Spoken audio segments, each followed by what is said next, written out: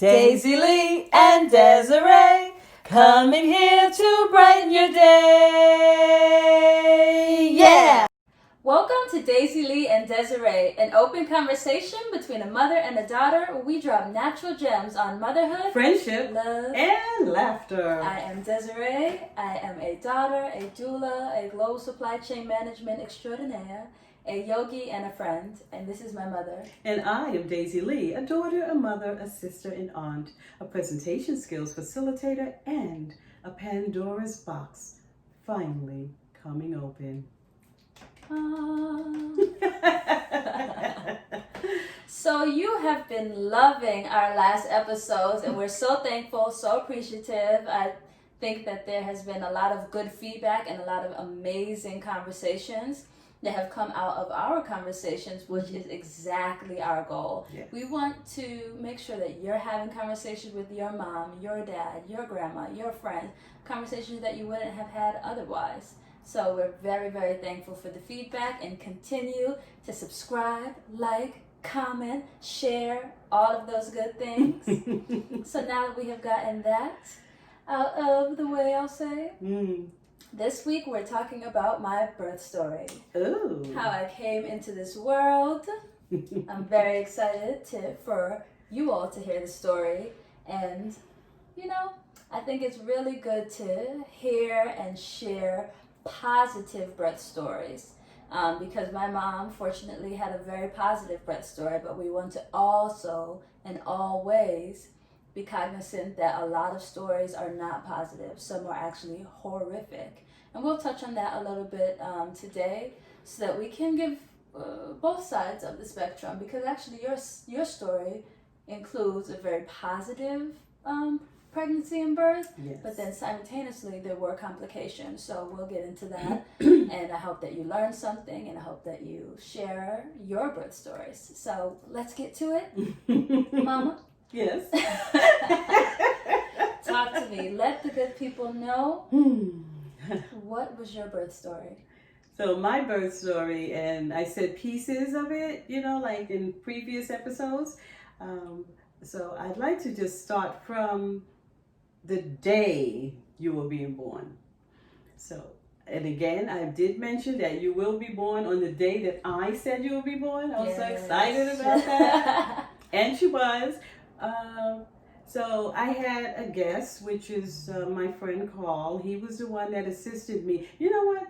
He was my doula. Mm-hmm. I didn't know what a doula was. But after Désirée explained what a doula is and what they do, I said, wow, I had a male doula. And why I call him that is because he assisted me throughout the pregnancy. And also when the day of, he was in the delivery room with the doctor, the nurse, and me, of course. And he was caring for me, making me laugh. He was dropping ice chips down my mouth, just placing them there. And he just had my delivery so well and so comforting. Yeah. Comforting. But I think what you mentioned to me often is about the laughter. Like, it seemed like y'all were cracking up. And that could be why you and I are always cracking up. Like, we just love to laugh. Yes. So And even the doctor, through my contractions, the doctor was like, are you feeling that? And I was like, yes, I am feeling it, but he keeps making me laugh. And the doctor understood because the doctor was laughing. The nurse was laughing. I mean, it was hysterical. Now, when it was time for Désirée to pop out, the doctor asked Carl to please change his clothes, because he had street clothes on, and now he had to change into surgical clothes. So he did that. And in the midst of him changing his clothes, guess what? What? You were rushing out. She was trying to get into this world so fast. And so here we are, the doctor and the nurse is wheeling me into the delivery room now. And I had to yell, Carl, she's coming. And I see him through the corner of my eyes running, trying to get this outfit on, uniform, right? He's trying to get this on, and he got got there because I didn't want him to miss. I mean, he was there all the way through, so I didn't want him to miss your birth. Right. So we were in the delivery room, and no sooner than I got my legs open. Thank you for the visual. Yes. Here comes Désirée, and of course Carl was there, the nurse and the doctor, and she just popped out. They what they do? Stamp your foot, the imprint of your foot, and I think it was about to give you to me, but they handed you to Carl, and it was really amazing to me. That is kind of a little iffy with me. I have to ask him if that's how it happened because that's what I remember, and I was like, there should be skin to skin contact with yes. your mother first. But, yeah, so that's what it was confusing to me. Right. But Désirée, like I said, she had a rush to life, and when she came out, she was just like this.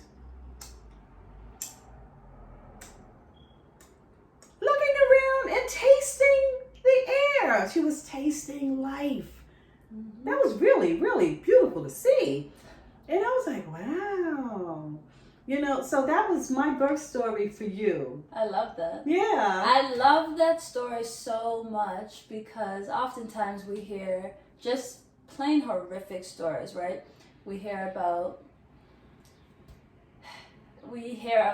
all the women who are passing away during childbirth, after childbirth. There's just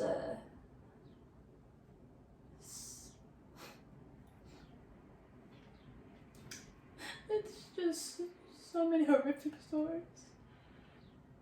Do you have one in particular that you're thinking about that is so close to you right now? I just think that,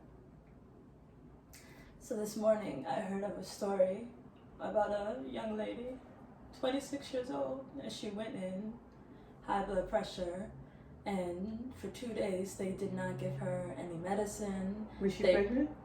Yeah, she was pregnant. Okay. Mm-hmm. And they rushed her in to get a C-section, and she did not come out of that C-section surgery alive. And that for me is so heartbreaking. And I had no intentions of crying. Mm-hmm. That's just the story that we're hearing so often. Mm-hmm. And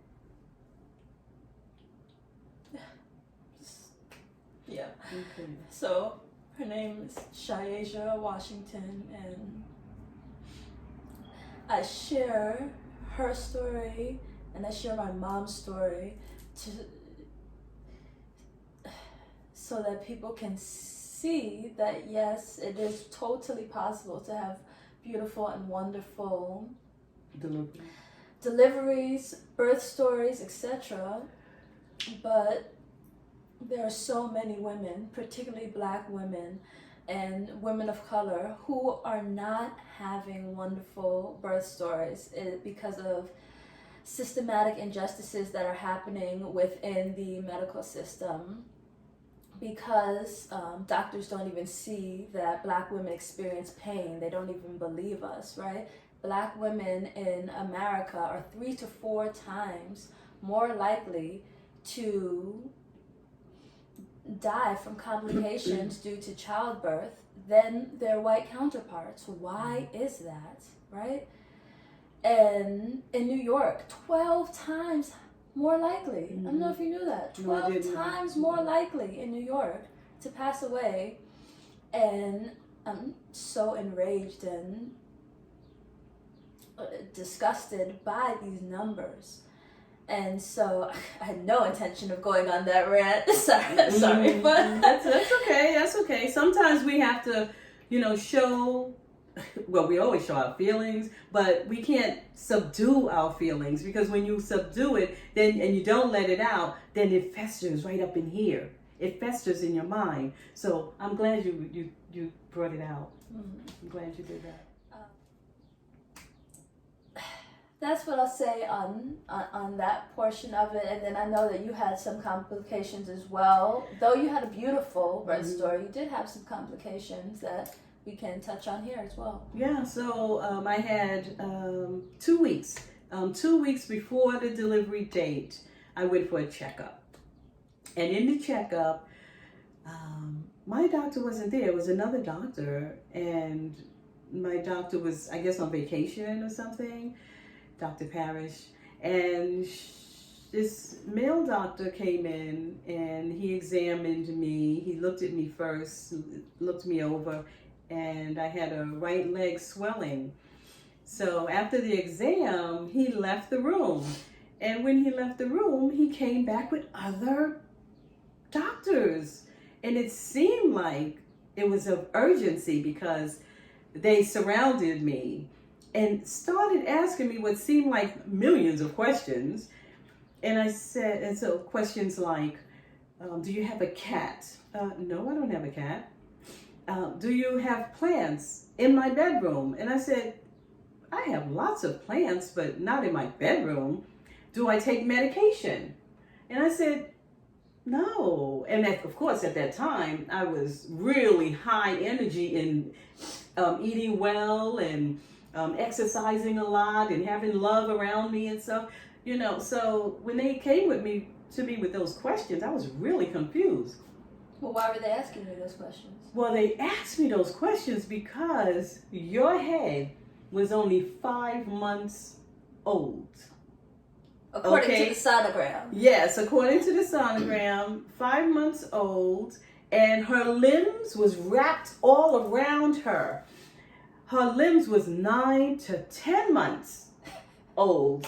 So they were really long. Let's see your arms now. No, we're not doing But that. either way, So either way, I said, wow, that's interesting. I said, do I have an alien? And they looked at me. They thought I was joking, but I really wasn't because that sounded really alienating to me. I mean, come on, limbs all over you and stuff. No, that sounds. Next thing you know, Mm-hmm. the doctor said, we have to admit you. What do you mean you have to admit me? So I stayed in the hospital for 2 weeks prior to your birth. Mm-hmm.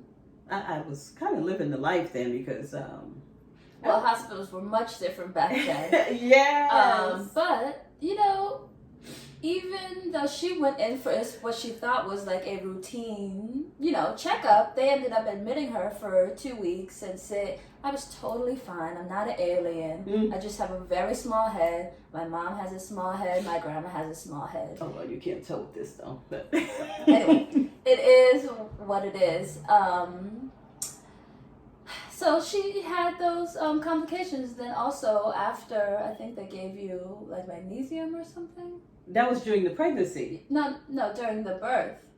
During the birth. Yeah, during the birth they did give me magnesium because they said my blood pressure went up extremely high.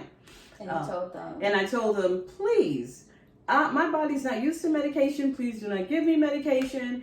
And he said, well, just to lower the pressure so you won't go into fits or whatever. And I was like, okay. And the nurse was there and she listened carefully. And, well, the doctor forgot to take the meds out.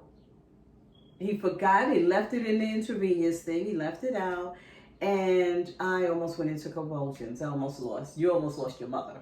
And the nurse, such an advocate, she said, she told to the doctor, she told you that she's not used to medication. Take it out as soon as the baby come out. And you didn't. And I heard this in between my cloudiness. I heard this. And I was like, God, I wish I could kiss that woman, you know, in my own defense. And so those are the 2 complications I had. Thank you for that. I forgot all about that part. Mm-hmm. So the moral of the story is 2-sided, right? So we want people to hear beautiful birth stories. Yes, watch beautiful birth stories. Look it up on YouTube. Look at ecstatic births. That's a whole nother level of beautiful birth stories. Hypnobirthing. There's so many different options to have a beautiful birth story, but at the same time, simultaneously, we must be cognizant of the horrific stories. We must be cognizant of the stories like my mother, where she goes in to be seen for something routine and then ends up being in the hospital for 2 weeks. Or going and getting magnesium or whatever that drug is and essentially kind of overdosing on that. And she could not be here today. That is a likelihood that she couldn't be here today. And I actually never even thought of that story in that way, but that's true. You could have very well so not have been here. And also, I want to thank the nurse who advocated for me over 30 years ago. I wish I knew her name, her number, so I can say thank you, because that was beautiful for me to witness. And also, I want to thank my male doula, D-O-U-L-A, doula, Carl, who advocated for me. So I want to thank you both. yeah, and I think that it's so important in that space where you have to feel so safe in order to go forth with the birth. It's important to have somebody advocating for you. And for me, somehow my life turned out that I became a doula, and surely that wasn't in the plans, but I'm very thankful for it. And I feel good about it because doulas help women and birthing people rather. And doulas can support by having a 41-minute shorter birth. This is from a study with the Cochrane Library. We'll post the link below. But you can have a 41-minute shorter labor. You could have perhaps 10% lower chances of getting pain medication, 39% chance of reduction in C-section, 31% reduction in Pitocin, and Pitocin is a drug given to induce labor that can lead to a cascade of interventions. That's for another TED Talk. But I think doulas, or YouTube show. I think doulas are so very helpful and can advocate for you in times of lack of safety, to be honest. So, yeah. Yeah, well, you know what? To wrap this up, I just want to say that ladies out there, even the gentlemen, if you're there, have a discussion about your children and how they were born. Yeah. Share that story with them. Yes. If it's a beautiful story, if it's a not so great story, I think it's important to share so we can start the dialogue, start the conversation so that we can move forward as a community. Yes. Okay? Yeah. Well, that'll finalize this segment. Cheers!